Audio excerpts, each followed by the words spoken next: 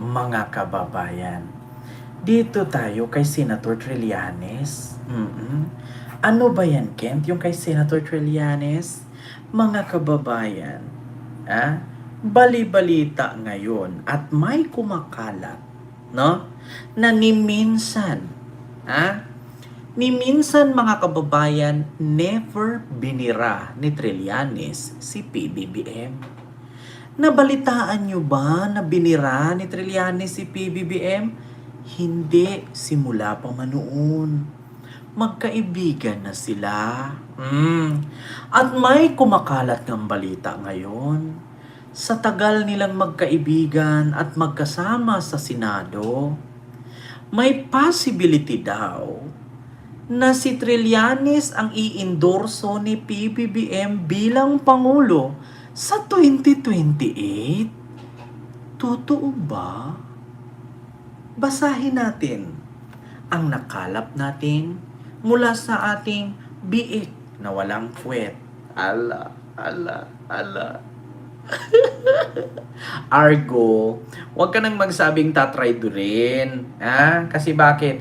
Si PBBM at si Trillanes, hindi po sila si Sara at si PBBM. Ito mga kababayan, puntahan ko lang yung nakarating sa akin. Isinend sa akin ng aking biik na walang puwet.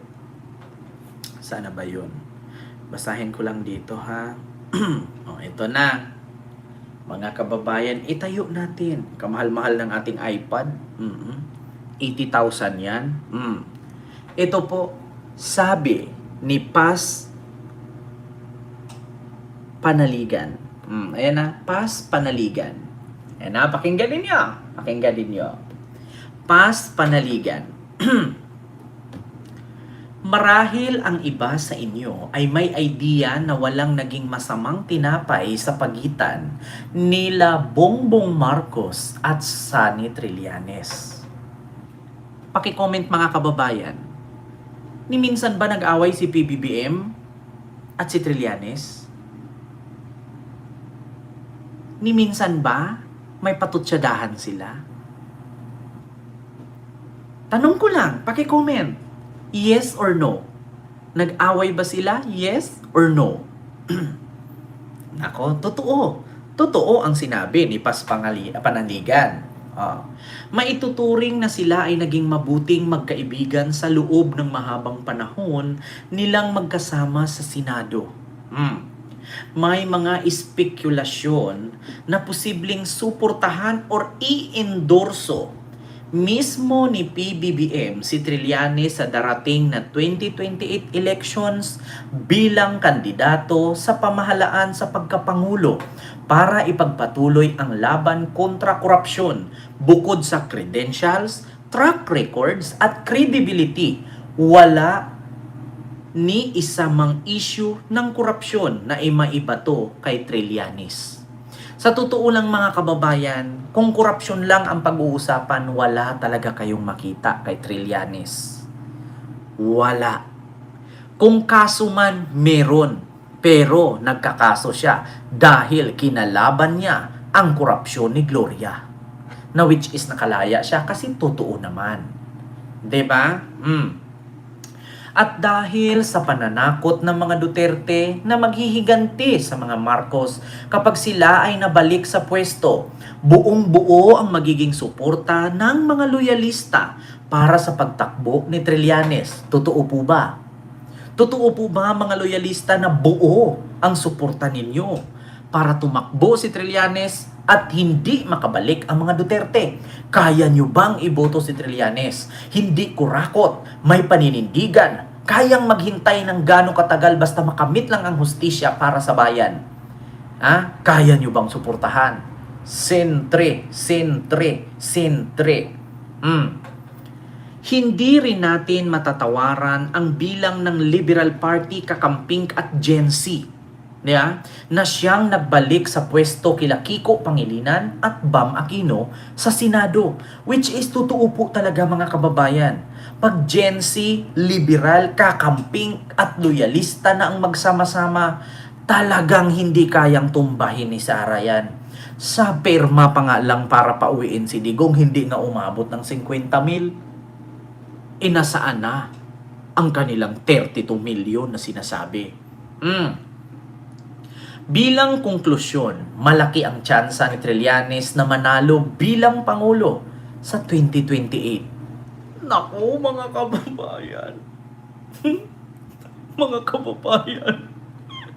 Kung kaya ni Sarang talunin si Leni, matatalo niya si Trillanes. Pero, mga kababayan, tignan nyo ba naman ang Gen Z?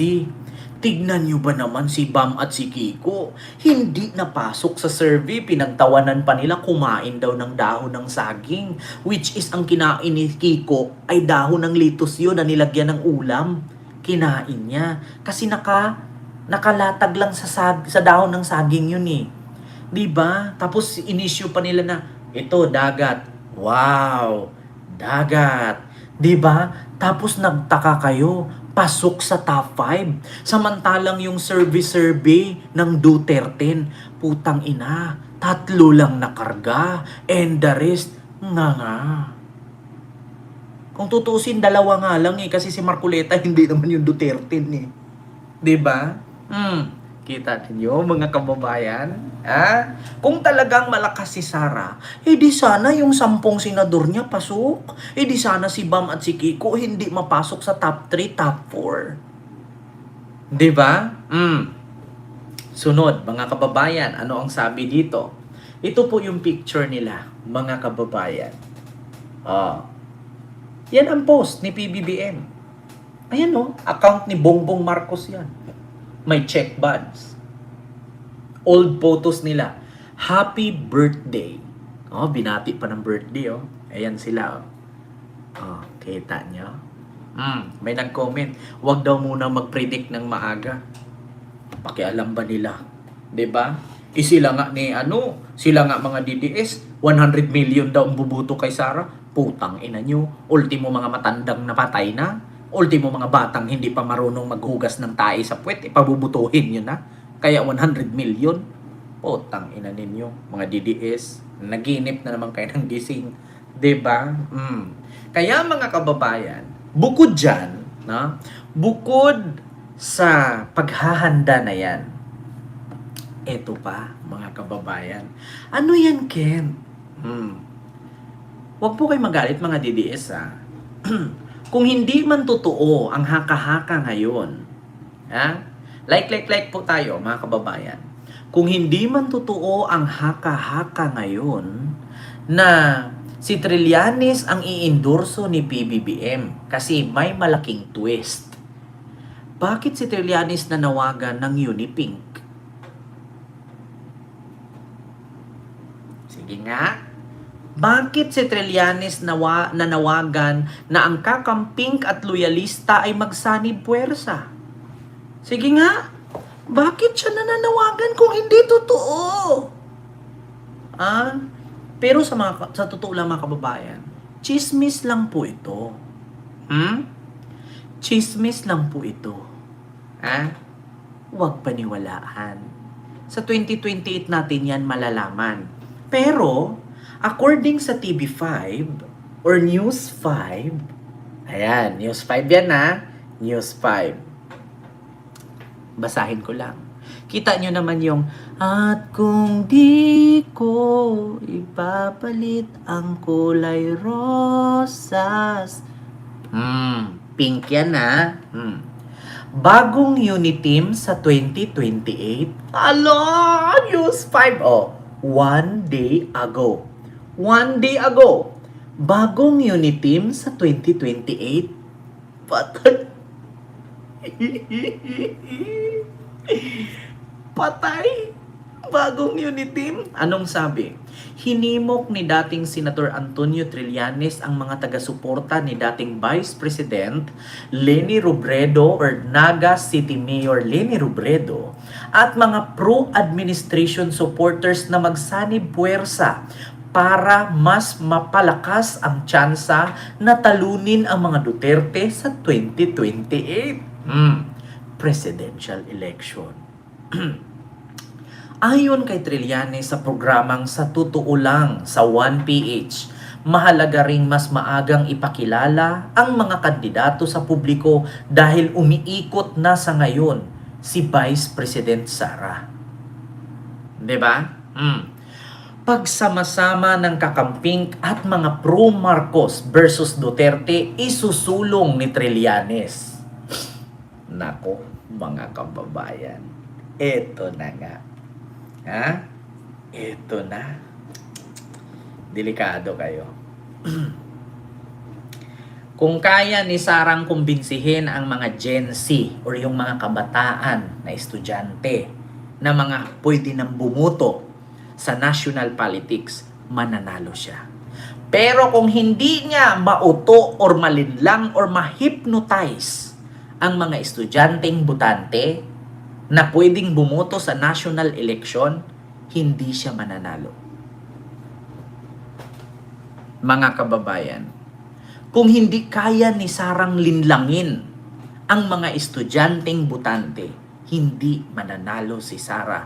Mark my word.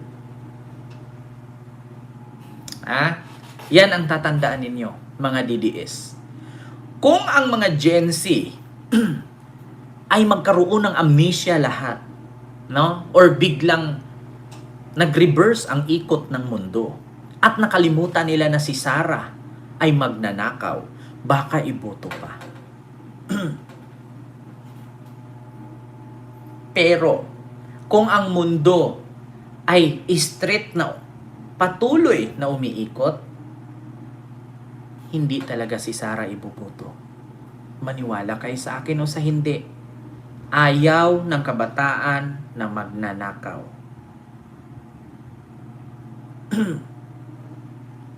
Diba? Ayaw ng kabataan na magnanakaw. Kung bubuto ko lang din naman, syempre piliin mo na lang yung pangulo or kandidato sa pagkapangulo, yung walang issue sa korupsyon.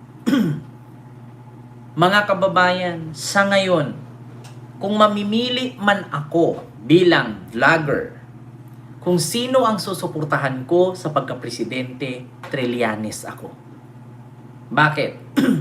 Isa lang naman kapag malaman mong politiko, kurap ba yan? Siyempre, ang unang tanong, diba? Ang unang tanong, mga kababayan, kurap ba yan? Anong masagot mo kay Trillanes? Ni minsan ba may korupsyon si Trillanes na sangkot siya?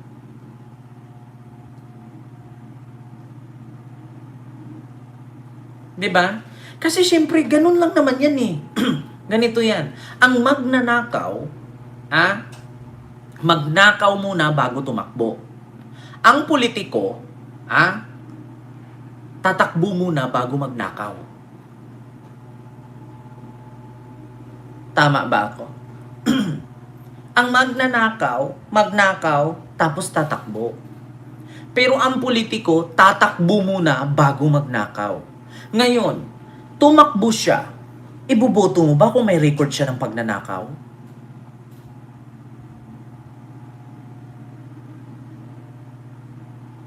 Diba?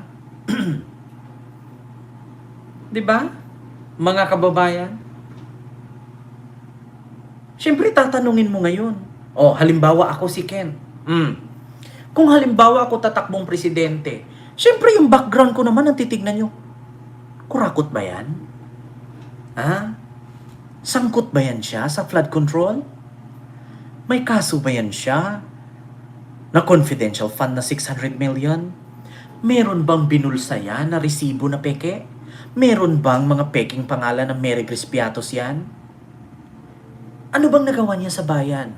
Gumawa ba yan ng libro at nagtanim ng puno at namulot ng basura sa bundok? Nakakatulong ba sa ating ekonomiya ang pamumulot ng basura sa bundok na mas marami namang basura sa syudad? Yung pagtatanim mo ba ng puno, kailan ba mapakinabangan ng tao yan? 10 years? 20 years? Bakit ang tao makapag-antay ba pag binaha sila? Si Kent Garcia ba, naglustay ba yan ng 125 million in just 11 days? Siyempre yan agad ang tatanungin ng mga botante.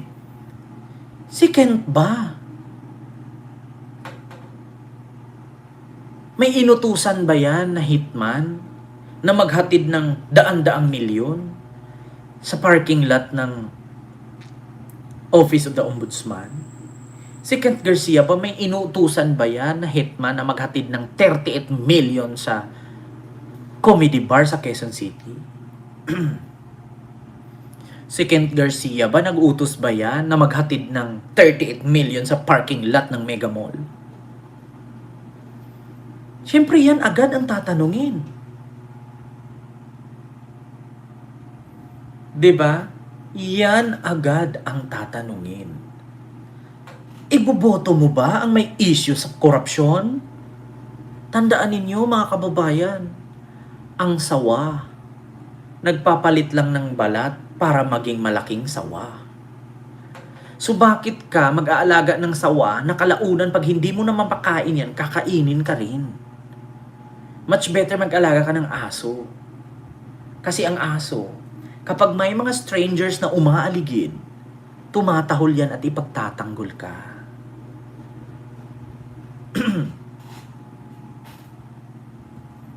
Alam niyo mga kababayan, kung gusto ninyo ng pagbabago, iboto niyo si Trillanes. Or kahit sino sa kanila sa liberal. Iboto ninyo. Diba?